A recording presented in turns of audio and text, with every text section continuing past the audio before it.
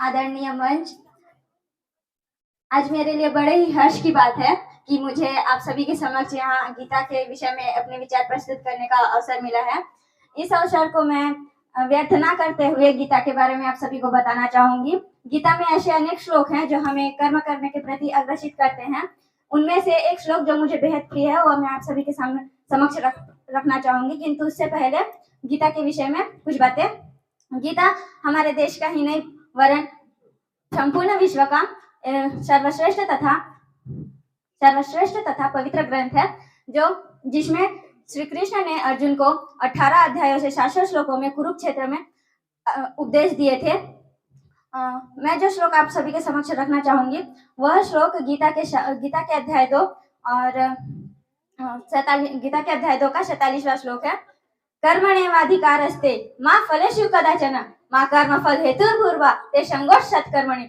इसका अर्थ जो हमें समझ आता है वह यह है कि श्री कृष्ण अर्जुन से कहते हैं कि कर्म करने पर तुम्हारा निश्चित ही तुम्हारा अधिकार है, किंतु कर्म के फलों पर तुम्हारा कोई अधिकार नहीं। तुम अपने आप को उस कर्म फल का कारण मत मानो जो तुमने किया है, बल्कि और ना ही कभी कर्म ना करने के प्रति आसक्त हो। इस श्लोक में भगवान श्री कृष्ण ने अर्जुन को दो बातें बताई, कर्म तथा अकर्म।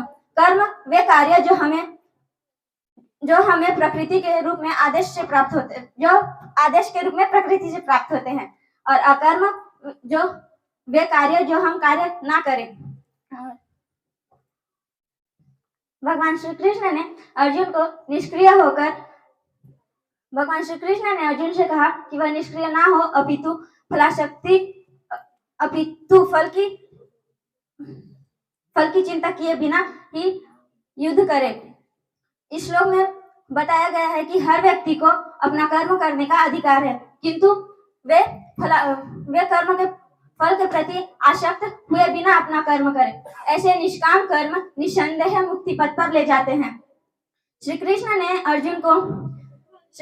अर्जुन से कहा कि वे आज्ञा दी कि वे युद्ध को अपने कर्म के रूप में करें। मुझे यह श्लोक इसलिए पसंद है क्योंकि इस श्लोक में हमें कर्म करने के प्रति प्रेरित किया गया है, और यदि आप अपने जीवन में कर्म नहीं करते हैं तो आपका जीवन महत्वहीन तथा निष्क्रिय होकर निंदनीय हो जाता है। और इसलिए भी प्रिय है क्योंकि इस श्लोक में बताया गया है कि आप कर्म फल के प्रति आसक्त हो जाते हैं, किंतु कर्म के प्रति आसक्त नहीं होते। तो आपको कर्म फल के प्रति आसक्त हुए बिना अपना कर्म करते रहना चाहिए। धन्यवाद।